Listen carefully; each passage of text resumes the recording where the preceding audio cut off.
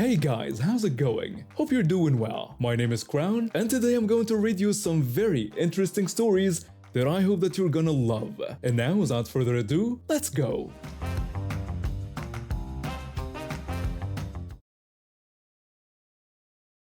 My grandfather used to run a successful construction business, and my grandmother was one of those women who could stretch a dollar into 10. By the time they retired, they had accumulated quite a bit of wealth, but they never flaunted it. The trouble started when my uncle, who's in his 30s, began dating this woman.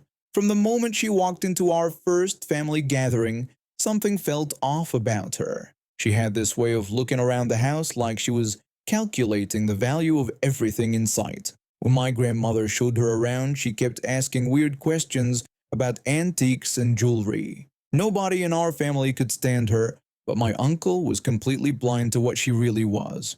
He's always been the sweet, trusting type who sees the best in everyone. We tried dropping hints, but he just thought we were being overprotective. At one particular family dinner, she really showed her true colors. We were all sitting around the dining room table when she suddenly made this horrible comment about how nice it would be when my grandparents passed away, and my uncle inherited everything since he was clearly the favorite child. The entire room went dead silent. I could hear my grandmother's fork hit her plate. Then she went even further and said she absolutely couldn't wait to get her hands on that jewelry collection upstairs that he had told her all about. My grandfather's face went stone cold. You could cut the tension with a knife. When she realized what she had done, she tried to play it off as a joke, laughing and saying she was just kidding and asking why everyone looked so serious. She tried to laugh it off, but the damage was done. People started making excuses to leave early. My poor uncle looked mortified, but he still defended her on the way out. The next week, my grandparents called a secret family meeting. They invited everyone except my uncle and his girlfriend. When we all gathered at the farmhouse, my grandfather stood up with this serious expression I'd never seen before. He told us that he wanted to make something clear about not having the right to interfere in someone else's private life or break up a relationship between two adults, even if we didn't like what we were seeing. We all nodded, wondering where this was going. Then he said that, while that was true, he had every right to protect his children when he saw them harming themselves. He told us he had a plan to test exactly what kind of person was lurking around our family. A few weeks later, we got another invitation to the farmhouse. This time, everyone was invited, including my uncle and Karen. When we arrived, my grandfather looked unusually solemn. He told us all that he hadn't been feeling well lately and had been having some health issues. He said he felt like his time might be coming sooner than expected. The room got tense immediately. My grandmother reached over and held his hand, but I noticed Karen's eyes lit up with what looked like excitement. My grandfather announced that he had decided to write his will and divide his inheritance while he was still here to see it. He explained that he wanted each of us to know exactly what we'd be receiving because he didn't want there to be any surprises after he was gone. He had his lawyer hand him some official-looking documents. Karen was practically bouncing in her seat. He began reading out loud, telling his eldest son that he would receive the northern property and $50,000. He told his daughter she would get his late mother's china collection and $30,000. He told his middle son he would receive the vintage car collection and $40,000. He went on like this for several minutes, carefully listing what each family member would receive. Karen was hanging on every word. But then he folded up the papers and sat down. There was this awkward silence because he had mentioned everyone except my uncle. Karen's face went from excited to confused to absolutely furious in about 3 seconds. She exploded at my grandfather, asking if he was freaking kidding her and demanding to know what that meant. She yelled about why he wouldn't give anything to them, though she clearly meant herself. My grandfather told her it wasn't up to her to tell him what to do with his own money and that this was what he saw fit. Karen started screaming about how this was unfair and how she had wasted months on his pathetic son. She said she deserved something for putting up with all of us and that the jewelry collection should be hers. She kept yelling threats until my other uncle literally had to escort her out of the house while she was still screaming. My poor uncle just followed her out like a lost puppy and drove away with her. Nobody talked about what happened that day. It was like this weird family secret. Life went on as normal, but you could tell everyone was thinking about it. Then, exactly 5 days later, my uncle showed up at our house looking devastated. He told us that she had broken up with him and said there was no point in staying together anymore since there wouldn't be any inheritance. He said she had actually admitted to him that she was only dating him for the money. We all tried to act surprised and supportive, but honestly, we were relieved. Finally, he could see her for what she really was. At the next family gathering, my grandfather stood up again with that same serious expression. He told us all that he needed to confess something important. He explained that the whole inheritance announcement had been fake and that he was perfectly healthy. He said he was never planning to exclude anyone from his will. Our jaws dropped when he continued. He told us that he and my grandmother had cooked up this plan to test that woman's true intentions. They needed to see if she would stick by our son when she thought there was no money involved, or if she would run at the first sign of financial trouble. My grandmother chimed in that now they had their answer. My uncle had mixed emotions hearing this, but in the end he hugged my grandfather and thanked him for opening his eyes. About 2 weeks later, my grandparents were woken up in the middle of the night by their dogs going crazy. My grandfather grabbed his pistol and went outside to investigate. Their property has 3 big German shepherds that are usually pretty calm, so when they're barking like that, something is seriously wrong. He found Karen in their backyard trying to fight off the dogs while clutching a crowbar and a bag. She screamed at him to get the stupid animals away from her and help her. When he asked what she was doing there, she tried to claim she just wanted to visit because she missed them. My grandfather pointed out that it was 3 in the morning and asked about the crowbar. When he threatened to call the police, she finally admitted the truth. She confessed that she had come for that jewelry box and said she had earned it after putting up with his pathetic son for all those months. She demanded compensation for wasting her time. That's when my grandmother appeared behind my grandfather, and she was holding her shotgun.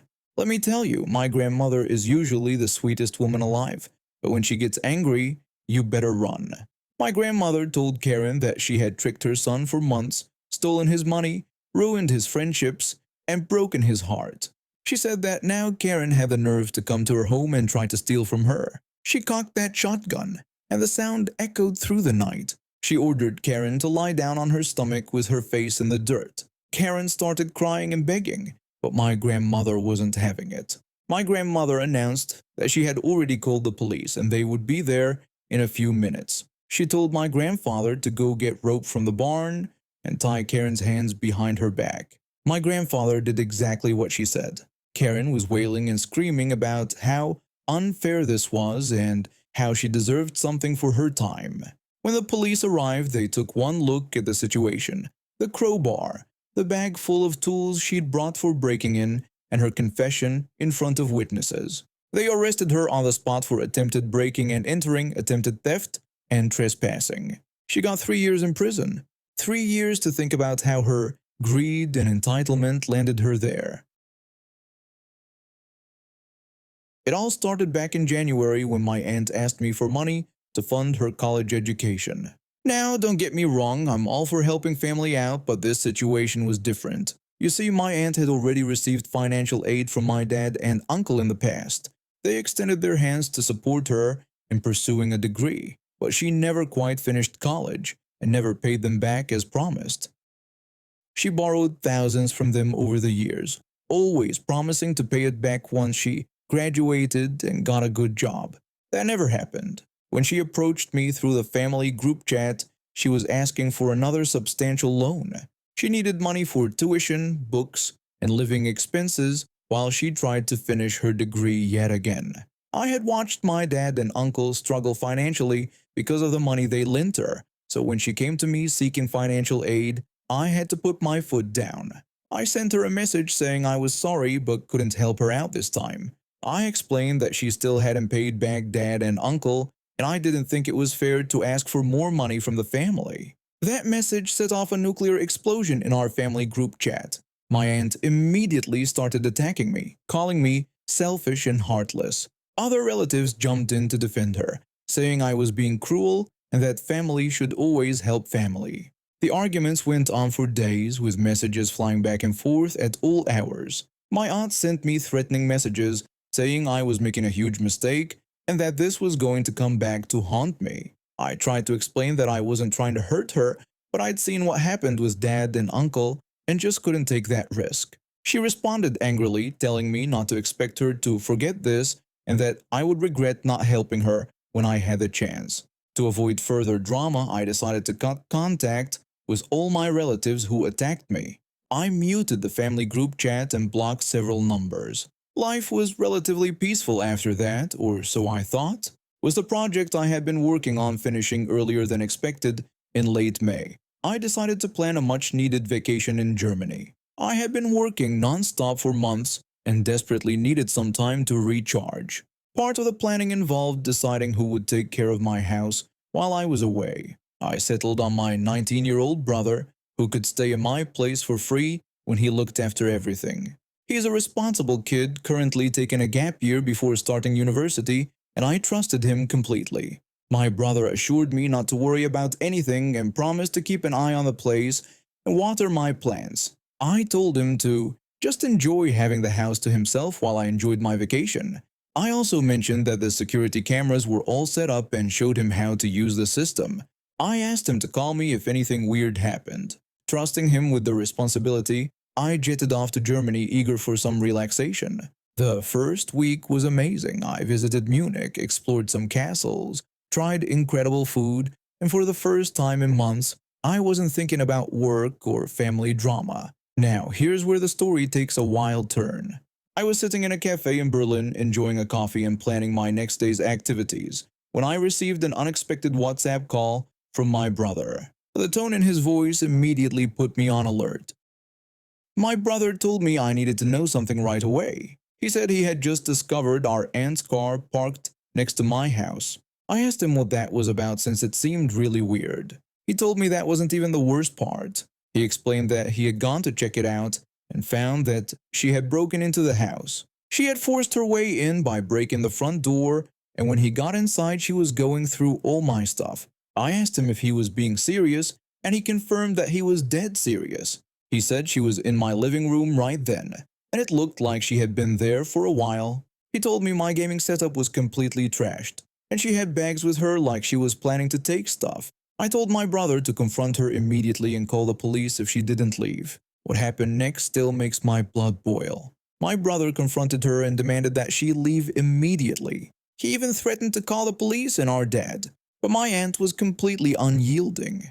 She told him she wasn't going anywhere and claimed that I owed her this money. She said if I wouldn't give it to her willingly, she would take what she was owed. My brother asked her if she was insane, pointing out that this was breaking and entering and that she was going to jail for this. My aunt argued that she wouldn't have to do this if I had just helped her out like family should. She insisted this was my fault, not hers. My brother told her to get out of the house right then or he would call the cops. My aunt told him to go ahead and call them. She said she would tell the police how I had refused to help her when she was desperate, and how that forced her to take out loans she couldn't afford. She claimed they would understand that she was just taking what was rightfully owed to her. My brother was completely shocked by her twisted logic. In her mind, my refusal to give her money had somehow created a debt that justified breaking into my house and stealing my belongings. He tried to explain that wasn't how the law worked and that she couldn't just break into someone's house and take their stuff because she thought they owed her something. My aunt told him to watch her. She said she was taking enough to cover what she needed for her loans, and there was nothing he could do about it. Frustrated and feeling cornered, my brother followed through on his threat. He called the police while simultaneously sending a message to our dad to tell him of the situation. The moment my aunt heard him talking to the emergency dispatcher, her attitude changed completely. My brother spoke to the police, telling them he needed officers at the address immediately because someone had broken into his sibling's house and was currently inside stealing things. Realizing that the authorities were actually on their way, my aunt quickly started grabbing what she could and rushed toward the door. Before leaving, she told my brother that this wasn't over and that he and I were going to pay for this. She retreated to her car and sped off, but not before causing even more damage in her hurry to leave. By the time the police and my dad arrived at my house, my brother had already secured the scene and gathered evidence. The security cameras had captured everything: her breaking down the door, rummaging through my belongings, and the extensive damage she had caused. The police officer told my dad they had clear footage of the break-in and the damage, and they would need copies of the video for evidence. My dad said he couldn't believe she would do something like this and apologized that it had happened. My brother explained that she had completely trashed the gaming setup and broken a bunch of other stuff too. He said she was filling bags with games and electronics when he caught her.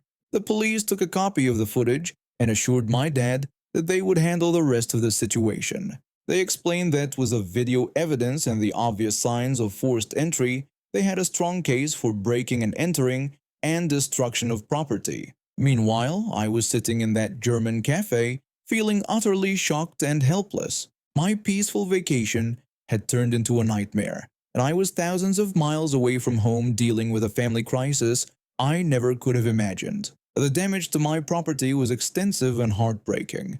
My beloved television was smashed, my PlayStation 5 was destroyed, and a significant portion of my cherished game collection was ruined. My custom-built gaming computer, which I had spent years upgrading and perfecting, was completely destroyed. But what hurt the most were the vintage games she had damaged, rare titles I had collected over the years that held both monetary and sentimental value. Some of the games she destroyed were classics I'd had since childhood: Pokémon Colosseum, Pokémon Platinum, Digital Devil Saga, Shin Megami Tensei Nocturne, Persona 3 FS, Resident Evil 4, and many others. These weren't just games to me, they represented years of memories, late nights with friends, and achievements I was proud of. Many of these titles are nearly impossible to find in good condition nowadays, especially in my country. The total damage was estimated at over $15,000, not counting the sentimental value of items that simply couldn't be replaced. That my own aunt was capable of such destructive behavior cast a shadow over my vacation. And even though a week had passed since the incident, I couldn't shake the feeling of betrayal and sadness. But I was determined not to let her get away with it. I immediately pressed charges against my aunt for breaking and entering, destruction of property, and attempted theft. I wasn't about to let her off the hook for what she had done, regardless of her twisted justifications. The next day, I had a video call with my dad's lawyer to discuss the legal proceedings. Thankfully, they were able to arrange for me to participate in the trial via video conference, sparing me the need to return home early and ruin the rest of my vacation. The lawyer told us we had an extremely strong case because the video evidence was clear and the damage was well documented. He said my aunt was looking at serious jail time. I told him that was good and that I wanted her to face the full weight of what she had done. My dad said he still couldn't believe she thought she could justify her actions and that the whole family was shocked. The lawyer explained that we were also going to push for full restitution, and given that many of the games were rare collectibles, we could argue for replacement at current market value rather than original purchase price. During our discussion, my lawyer explained that we could seek compensation not just for the current market value of everything she destroyed, but also punitive damages for the malicious nature of the break-in. Since many of the games were for older systems and in excellent condition, replacing them would cost significantly more than what I originally paid. The trial was scheduled and I felt a mixture of anticipation and anger. I couldn't fathom how my own flesh and blood had pushed things to this point, but I was determined to see justice served. When the court date finally arrived, I joined the proceedings via video call from my hotel room in France. My aunt showed up with a public defender, looking significantly less confident than she had been during the break-in. The judge asked how the defendant pleaded to the charges of breaking and entering, destruction of property, and attempted theft. My aunt pleaded not guilty, claiming she was just trying to collect on a debt. The prosecutor presented our evidence. The security footage was damning, showing her clearly breaking down the door and systematically destroying my belongings. My brother testified about what he witnessed and the police officers confirmed the extensive damage. When it was time for my aunt's defense, her lawyer's argument was weak at best. The defense lawyer told the judge that his client was under financial stress due to educational loans and felt that I had a moral obligation to help family members. The judge responded that while that might be true, moral obligations didn't give anyone the right to break into someone's home and destroy their property. He said the law was very clear on this matter. The judge found her guilty on all charges. She was sentenced to 18 months in jail, with the possibility of parole after 12 months, contingent on paying full restitution. The restitution amount came to over $22,000, covering replacement costs for all the rare games at current market prices, the electronics, repairs to my house, and punitive damages. The judge also ordered that the defendant would be required to stay at least 500 feet away from my property and have no contact with me or my immediate family members. My aunt's face went white when she heard the restitution amount. Her public defender tried to argue that the amount was excessive, but the judge shut that down quickly. He explained that the defendant had chosen to destroy rare collectibles and expensive electronics, so she was responsible for replacing them at current market value, not what they cost years ago. When I watched through my laptop screen, I felt a mixture of satisfaction and sadness. Justice was served, but it came at the cost of permanently destroying family relationships. A few weeks later, when my dad called to update me, several family members who had initially supported my aunt and attacked me in the group chat were now apologizing and asking to reconnect. They finally understood why I had refused to lend her money in the first place. My dad told me that my cousin had called him asking for my new phone number because she wanted to apologize for how she had treated me. I told him it was too little, too late for most of them, and that they had shown their true colors when they attacked me for setting reasonable boundaries. My dad said he understood and wanted me to know that not everyone in the family had supported what my aunt did. My aunt never did pay the full restitution, which meant she served her complete sentence. Last I heard, she was working multiple part-time jobs trying to pay off both her student loans and the court-ordered restitution. Meanwhile, I used the insurance money and the partial restitution payments to rebuild my gaming setup, this time with even better security measures. My dad runs a Vietnamese po restaurant that we've had for 10 years. He started a loyalty program where customers get their 10th bowl free after getting their card punched 10 times. It worked great until one guy ruined it for everyone. About a month ago, our servers noticed this middle-aged guy was getting way too many free bowls. He came in 3 times a week and somehow always had a completed punch card. Something seemed off because our free bowl was only for medium pho, but he always ordered large and paid the $4 difference. When I told my dad about this, he got suspicious. The next time the guy came in, my dad asked to see his loyalty card. He took it to the back office and compared the holes with our punch. They didn't match. My dad got smart about it. He told the servers to save this guy's punch cards and staple his receipts to them as evidence. Over 2 weeks, the guy came in 3 more times with fake, completed cards. My dad had enough proof. When the guy came in again, my dad told him we wouldn't accept his loyalty cards anymore because he'd been making fake ones. The guy completely lost it. He started yelling that we were stealing from him and demanded his free meals. My dad asked him to leave, but the guy refused and called the police right there in the restaurant. When the cops arrived, the guy acted like the victim. He complained that we were refusing to honor our loyalty program. My dad spread out all the evidence on a table: the fake cards, our real punch, and all the receipts. The officer compared the fake card holes to our punch. The difference was obvious. He told the guy the holes didn't match and that he needed to come with him. The guy protested and threatened to sue us, but they led him away in handcuffs. My dad decided to end the punch card program after that.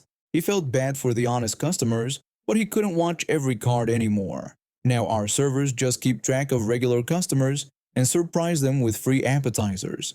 The guy got charged with theft of services. We went to court and he had to pay us back for all the stolen meals plus court costs. We got positive reviews from customers who witnessed everything. We're still here serving po and taking care of our regulars, just without the punch cards.